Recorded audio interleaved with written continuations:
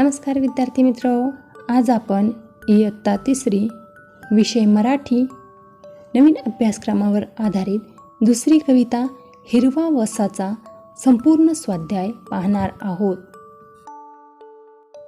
त्यामधील पहिला प्रश्न आहे, योग्य जोड्या लावा. अ गट आहे अ रिमझिम, आ हिरवागार, ई पांढरे, ई मऊ. ब गट आहे 1 शेला, 2 पाऊस, 3 चारा, 4 धुके. आणि त्यांच्या योग्य जोड्या आहेत रिमझिम पाऊस, हिरवागार शेला, पांढरे धुके, मऊ चारा.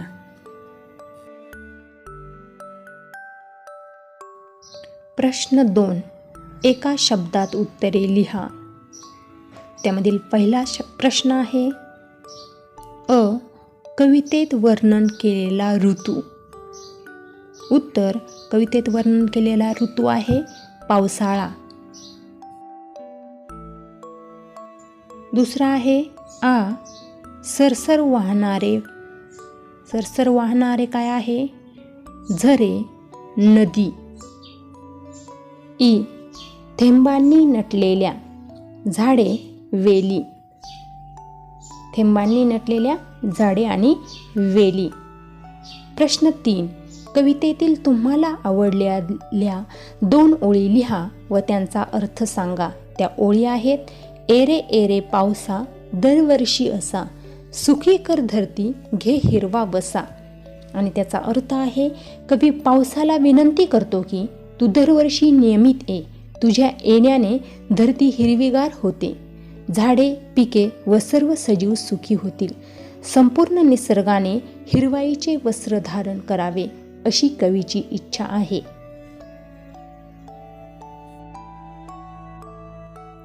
विचार करा व सांगा. प्रश्न 1, पावसाने धरती सुखी होते या वाक्याचा तुम्हाला समजलेला अर्थ सांगा. उत्तर, पावसाळ्यात सर्वत्र हिरवळ पसरते, झाडांना नवी पालवी फुटते, नद्या नाले भरून वाहू लागतात, वातावरण थंडगार होते, आकाशात काळे ढग जमा होतात. अशा प्रकारे पावसाने धरती सुखी होते याचा अर्थ आहे. प्रश्न 2, पावसामुळे शेतकरी आनंदी का होत असतील? उत्तर, चांगला पाऊस पडला तर पीक भरघोस येते, पिकांना पाणी मिळते, उत्पन्न जास्त मिळते, त्यामुळे शेतकरी आनंदी होतो. प्रश्न 3, नदी व ओढा यांतील फरक सांगा. उत्तर, नदी मोठी व कायम वाहणारी असते, तर ओढा पावसाळ्यात प्रामुख्याने वाहतो आणि लहान स्वरूपात असतो. प्रश्न 4, पाऊस पडला नाही तर काय होईल? उत्तर, दुष्काळ पडेल, पाण्याची टंचाई निर्माण होईल, जनावरांसाठी चारा उपलब्ध राहणार नाही, शेतीचे नुकसान होईल, झाडे सुकतील. अशाप्रमाणे पाऊस पडला नाही तर परिणाम होईल.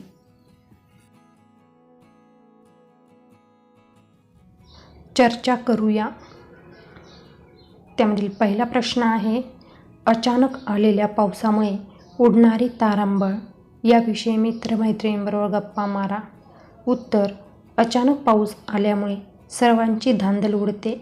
रस्त्यावरील माणसे दुकानांच्या आडोशाला धावतात. घरातील माणसांची सुकलेली कपडे काढण्यासाठी, वाळत घातलेल्या वस्तू काढण्यासाठी धावपळ होते.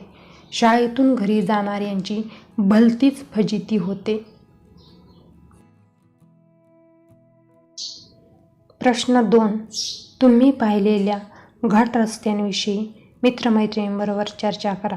उत्तर, घाट रस्ता म्हणजे डोंगरातून किंवा पर्वतातून नागमोडी वळणे घेत जाणारा रस्ता असतो.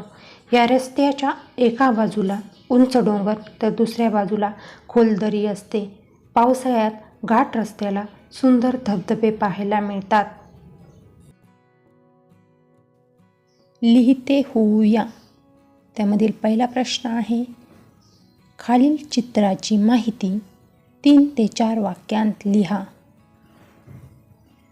चित्र पाहायचं आहे, त्याचं निरीक्षण करायचं आहे. काय दिसतंय चित्रात?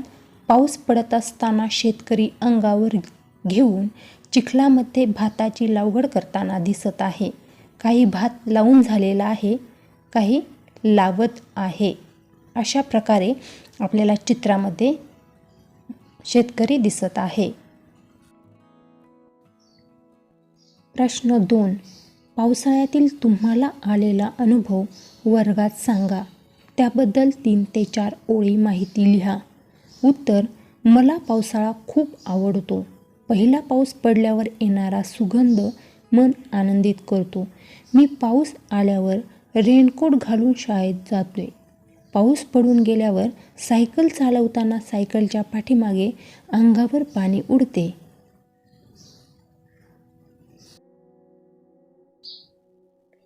खेळूया शब्दांशी. त्यामधील पहिला प्रश्न आहे, खालील शब्दांत लपलेले शब्द शोधा.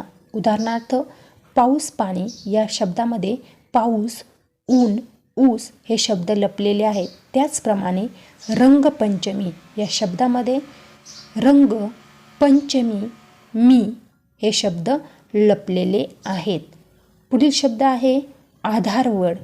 त्यामध्ये लपलेले शब्द आहेत आधार, वर, आवड. प्रश्न 2, समानार्थी शब्द लिहा.